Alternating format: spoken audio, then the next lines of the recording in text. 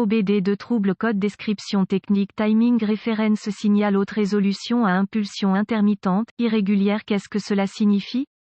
Ce code de diagnostic DTC est un code de groupe motopropulseur générique, ce qui signifie qu'il s'applique aux véhicules équipés d'OBD2 qui ont un capteur de position du moteur Chevrolet, GMC, Ford, Dodge, BMW, etc. Bien que génériques, les étapes de réparation exactes peuvent varier selon la marque, le modèle. Le module de commande du groupe motopropulseur PCM nécessite un signal de référence de synchronisation pour déterminer la vitesse et la position du moteur. Ceci est accompli au moyen d'un capteur de position du moteur, tel qu'un capteur de position de vilebrequin, d'arbre à cames ou de pompe à carburant. Le PCM utilise ces informations pour déterminer un ou plusieurs des éléments suivants: commande d'injecteur de carburant, calage de l'allumage et diagnostic de raté d'allumage. Il existe deux types de bases de capteurs de position du moteur, effet Hall et aimant permanent. Les deux types de capteurs sont déclenchés par une roue ou un disque monté à proximité du capteur. Les emplacements typiques de montage des roues, disques comprennent la position du moteur, la pompe d'injection, l'équilibreur d'harmonique et l'arbre du distributeur. Lorsqu'il est déclenché, le capteur produit un signal de retour qui est renvoyé au PCM. Les capteurs de position de manivelle à effet Hall ont trois fils: référence, alimentation, signal et masse. Le capteur reçoit une tension de référence, généralement 5 volts, du PCM et est déclenché par une roue à réducteur. Le capteur renvoie ensuite un signal de retour numérique correspondant au PCM. Les capteurs à aimant permanent PM produisent leur propre tension alternative en fonction de leur proximité avec une roue à réducteur en rotation. Ce signal de tension est renvoyé au PCM où il est converti en signal numérique par un convertisseur analogique numérique interne. Dans les codes décrits dans cet article, le A indique que le problème concerne une partie du circuit système, au lieu d'un symptôme ou d'un composant particulier. Un code P0373 est défini lorsque le PCM détecte que le capteur de position du moteur Esperluette-Cote A Esperluette-Cote produit un signal avec des impulsions intermittentes, erratiques. Les codes de panne du signal de référence de synchronisation a inclus P0370 signal de haute résolution de référence de synchronisation à dysfonctionnement, P037 un signal de haute résolution de référence de synchronisation à trop d'impulsion, P0372 signal de haute résolution de référence de synchronisation à trop peu d'impulsion, P0374 signal de haute résolution de référence de synchronisation à aucune impulsion. Gravité et symptômes du code. La sévérité de ces codes est modérée à sévère. Les symptômes d'un code moteur P0373 peuvent inclure: allumer le témoin de contrôle du moteur, démarrage difficile, pas de démarrage, mauvaise performance du moteur.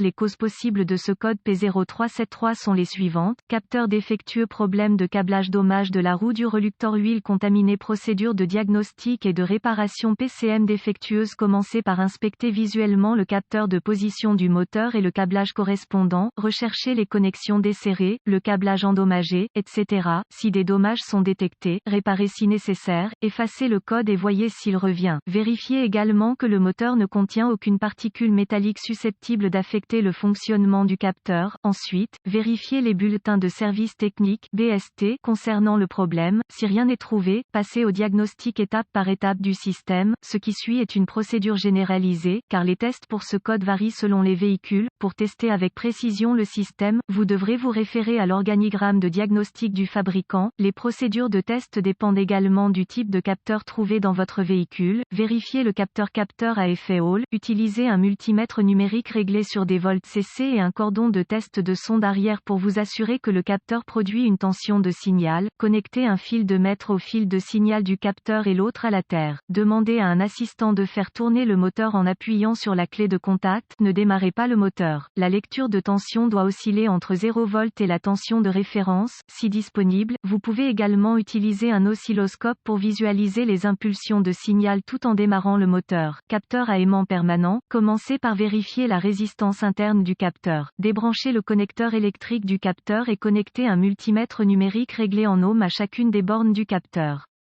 La résistance doit être d'environ 500 à 1200 ohms. Consultez les informations de réparation en usine pour les spécifications exactes. Si le test de résistance est OK, vous voudrez tester les performances du capteur. Pour ce faire, rebranchez le connecteur électrique du capteur. Ensuite, connectez un multimètre numérique réglé en volts CA au connecteur électrique du capteur à l'aide de fils de test de sonde arrière. Étant donné que le capteur produit une tension alternative, peu importe la façon dont les fils du multimètre sont connectés, demandez à un assistant de lancer le moteur. Vous devriez voir une lecture de tension fluctuante. Une chose à retenir lors du test du capteur est un anneau de tonalité endommagé ou mal aligné qui empêchera le bon fonctionnement du capteur. En cas de doute, accédez à la sonnerie et inspectez-la si nécessaire. Vérifiez le circuit. C'est une bonne idée d'avoir le schéma de câblage d'usine à portée de main pour déterminer quel fil est qui, tout en effectuant ces tests. Capteur à effet Hall. Vérifiez le côté terre du circuit. Connectez le compteur à ohm, contact coupé, entre la borne de terre du connecteur du capteur et la terre. Si le compteur lit hors limite, OL, il y a un circuit ouvert sur le côté terre du circuit, qui doit être localisé et réparé. Si le compteur lit une valeur numérique, il y a continuité. Vérifiez le côté tension de référence du circuit. Contact mis. Utilisez un multimètre numérique réglé sur volt pour vérifier la référence du PCM, généralement 5 volts, à l'une des 3 bornes du capteur. Si aucun signal de référence n'est présent, connectez le compteur à ohm, contact coupé, entre la borne de tension de référence sur le capteur et la borne de tension de référence sur le PCM. Si le compteur lit hors limite, OL, il y a un circuit ouvert entre le PCM et le capteur qui devra être localisé et réparé. Si le compteur lit une valeur numérique, il y a continuité. Ensuite, vous voudrez vérifier qu'il y a 5 volts sortant du PCM à la borne de tension de référence. S'il n'y a pas de référence 5 volts du PCM, le PCM est probablement défectueux. Vérifiez le côté signal de retour du circuit. Contact coupé. Utilisez un multimètre numérique réglé en ohms pour vérifier la continuité entre la borne de sortie du capteur de position du moteur et la borne de tension du signal sur le PCM. Si le compteur lit une valeur numérique, il y a continuité. Si le compteur lit hors limite, OL, il y a un circuit ouvert entre le PCM et le capteur qui devra être localisé et réparé. Capteur à aimant permanent. Vérifiez le côté terre du circuit. Connectez le compteur à ohm, contact coupé, entre la borne de terre du connecteur sensor et la terre. Si le compteur lit hors limite, OL, il y a un circuit ouvert sur le côté terre du circuit qui devra être localisé et réparé. Si le compteur lit une valeur numérique, il y a continuité. Vérifiez le côté signal de retour du circuit. Contact coupé. Utilisez un multimètre numérique réglé en ohms pour vérifier la continuité entre la borne de sortie du capteur de position du moteur et la borne de tension du signal sur le PCM. Si le compteur lit une valeur numérique, il y a continuité. Si le compteur lit hors limite, OL, il y a un circuit ouvert entre le PCM et le capteur qui devra être localisé et réparé.